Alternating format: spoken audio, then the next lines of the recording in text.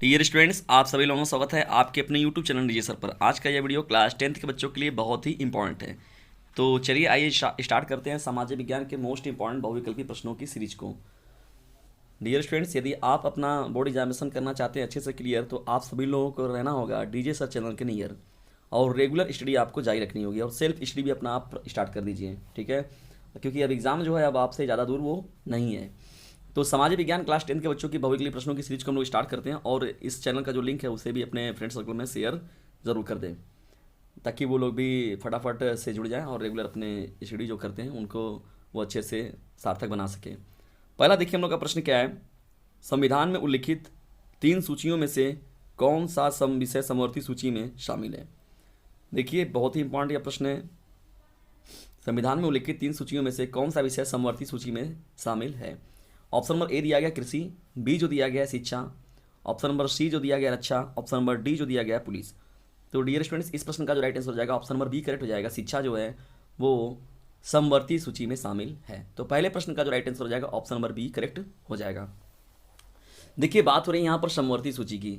तो समवर्ती सूची का मतलब होता है कि संविधान की ऐसी सूची जिस पर मतलब कि नियम या कानून बनाने का अधिकार जो होता है वो केंद्र सरकार के साथ ही साथ राज्य सरकार का भी होता है, यानी दोनों सरकारों से सम्मिलित रूप से विचार जो प्रदान करके जो सूची तैयार की जाती है उसी को हम लोग बोलते हैं समवर्ती सूची।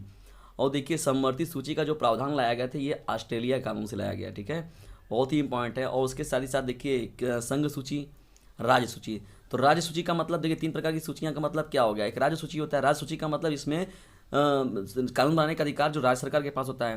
केंद्र सूची या संघ सूची का मतलब होता है जिसमें सरकार बनाने का जो अधिकार होता है या नियम कानून बनाने का जो अधिकार होता है वो केंद्र सरकार के पास होता है, तो उसे हम लोग संघ सूची बोलते हैं, ठीक है।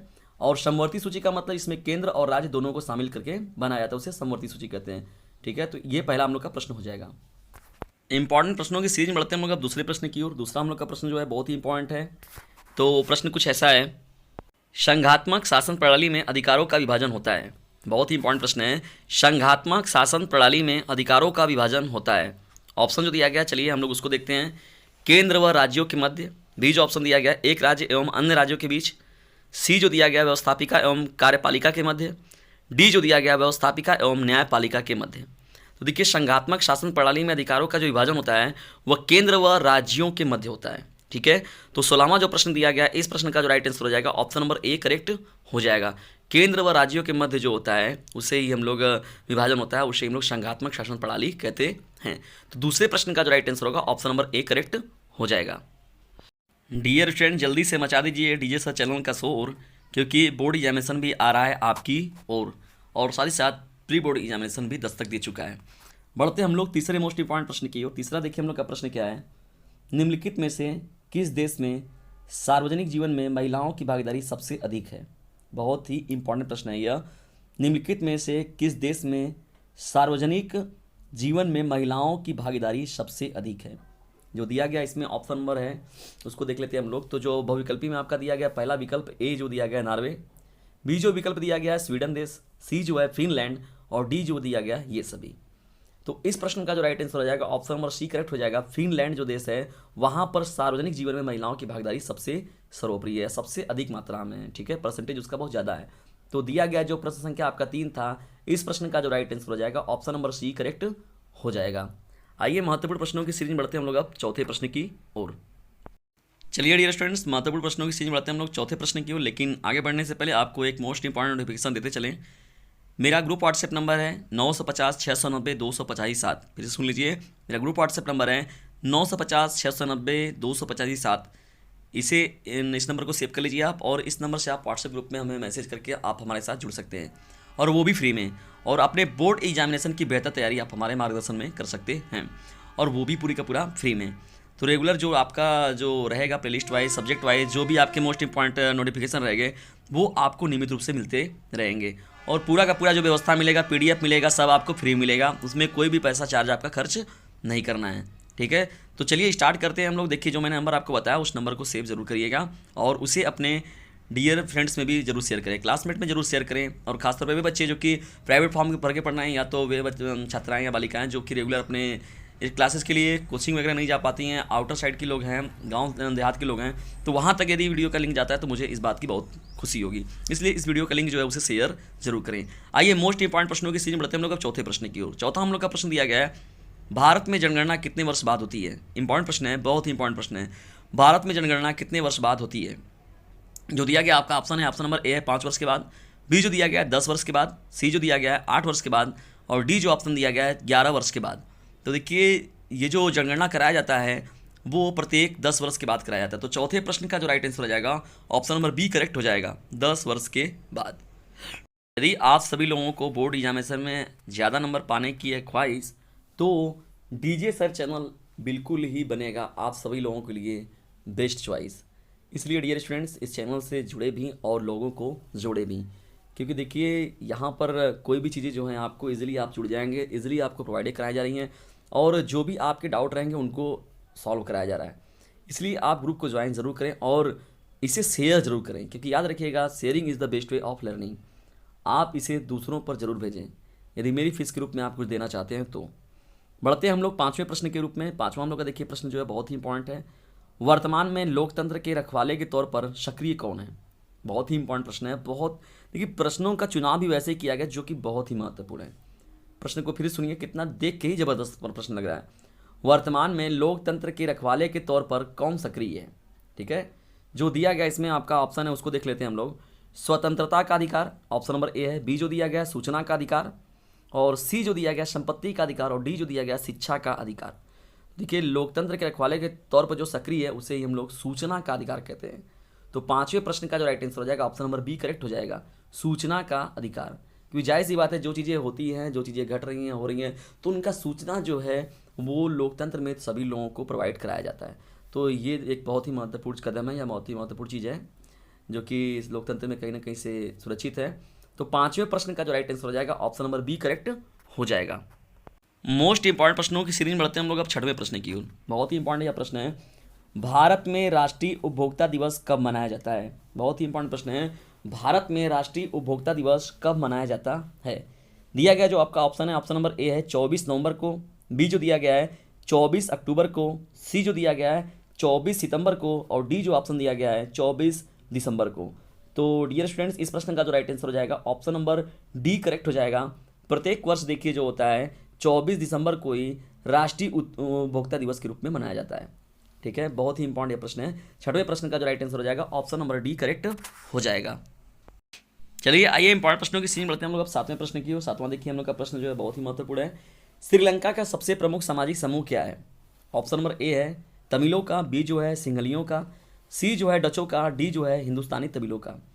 देखिए अगर बात करें हम लोग श्रीलंका में, तो श्रीलंका में देखिए जो मुख्य रूप से दो भाषा के आधार पर जो वहाँ पर देखिए विभाजन की बात आई हुई थी वहाँ पर जो, तो यहाँ पर देखिए सिंहलियों और तमिलों के बीच में तनातनी बना रहता है।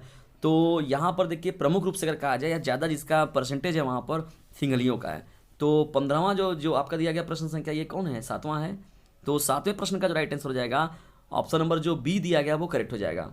सिंहलियों के प्रमुख सामाजिक समूह है, यानी ज़्यादा संख्या में सिंहली ही हैं। ठीक है, और तमिलों की जो परसेंटेज है वहाँ पर कम है। तो 7वें प्रश्न का जो राइट आंसर होगा ऑप्शन नंबर बी करेक्ट हो जाएगा। महत्वपूर्ण प्रश्नों की सीरीज में बढ़ते हैं हम लोग 8वें प्रश्न की और 8वां हम लोग का प्रश्न जो है बहुत ही ज़्यादा मोस्ट इंपॉर्टेंट है और आपके बोर्ड एग्जामिनेशन में पूछा गया भी प्रश्न है, और आने वाले जो बोर्ड एग्जामिनेशन होंगे या प्री बोर्ड एग्जामिनेशन होंगे वहाँ के लिए भी ये जो प्रश्न होगा बहुत ही महत्वपूर्ण प्रश्नों में साबित जरूर होगा। तो आइए स्टार्ट करते हैं हम लोग 8वें प्रश्न को। 8वां हम लोग का प्रश्न दिया गया, अफ्रीकियों के उन बच्चों को क्या कहते हैं जो गुलामों के रूप में अमेरिका भेजे गए थे। प्रश्न देखिए बहुत ही महत्वपूर्ण है, अफ्रीकियों के उन बच्चों को क्या कहते हैं जो गुलामों के रूप में अमेरिका भेजे गए थे। देखिए जो बच्चे मिलते हैं अफ्रीका के वही लोग जो अमेरिका में जाके रहते हैं, तो जाहिर सी बात है सीधा सीधा आप देख के अपना आकलन लगाइए कौन सा होगा। जो दिया गया ऑप्शन है आप हमसे पहले कमेंट बॉक्स में इसका आंसर दीजिए। ए जो दिया गया ऑप्शन है जो इसका अफ्रीकन एशियन, बी जो होगा एफ्रो अमेरिकन, सी जो दिया गया अमेरिकन एशियन, डी जो दिया गया एंग्लो इंडियन। तो डियर स्टूडेंट्स इस प्रश्न का जो राइट आंसर हो जाएगा ऑप्शन नंबर बी करेक्ट हो जाएगा। एफ्रो अमेरिकन कहा जाता है उन बच्चों को, यानी अफ्रीका के वे लोग, अफ्रीकी वो लोग जो कि अमेरिका में रहते हैं तो उनको हम लोग एफ्रो अमेरिकन के नाम से जानते हैं। ठीक है, तो शरणार्थी के रूप में जो वहाँ पर गए थे या जो गुलाम के रूप में वहाँ पर जाके जो कि सेवा भाव में लगे हुए थे लोगों की सेवा के लिए लगाए गए थे लोगों को, तो उन बच्चों को देखिए एफ्रो अमेरिकन नाम दिया गया था। तो 8वें प्रश्न का जो राइट आंसर हो जाएगा ऑप्शन नंबर बी करेक्ट हो जाएगा। डियर स्टूडेंट्स, मैं पहले ही आप लोग को देखिए बताता हूँ एक चीज़ कि कुछ चीज़ों को आपको करंट के हिसाब से ही पढ़ना चाहिए।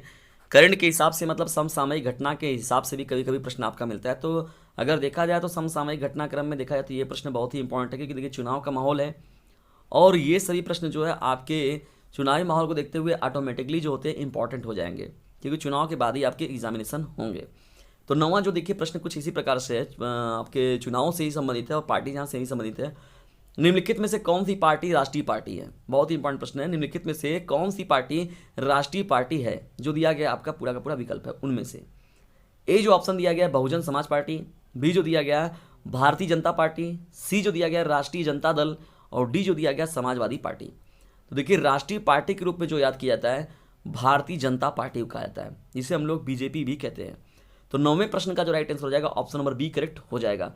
इसके अलावा देखा जाए बहुजन समाजवादी पार्टी जो है, राष्ट्रीय जनता दल पार्टी हो गई, समाजवादी पार्टी हो गई, तो ये देखिए आपके राज्य स्तरीय पार्टियां के रूप में अगर ये लोग किए जाते हैं, राष्ट्रीय स्तर पर ये पार्टियां नहीं हैं। तो नौवें प्रश्न का जो राइट आंसर होगा ऑप्शन नंबर बी करेक्ट हो जाएगा। चलिए आइए स्टार्ट करते हैं 10वें प्रश्न को। 10वां हम लोग का प्रश्न है और ये अंतिम प्रश्न भी है आज के सेशन का। औसत आय को कहा जाता है?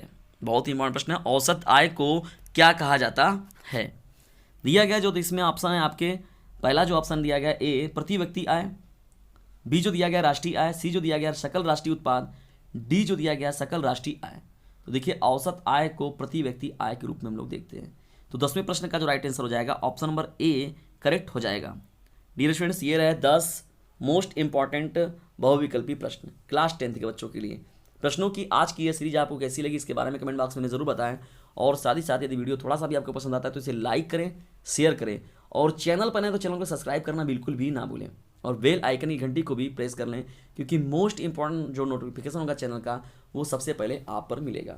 और उसके साथ ही साथ जो मैंने आपको नंबर बता रखा है 950 690 285, ध्यान सुनिए 950 690 285, ये हमारा व्हाट्सएप ग्रुप नंबर है। यदि आप इससे जुड़ जाते हैं तो आपकी तैयारी और बेहतर होगी और आप अपने बोर्ड एग्जामिनेशन में और भी बेहतर करेंगे, क्योंकि मार्गदर्शक के रूप में मैं आप लोगों के लिए कार्य करूंगा।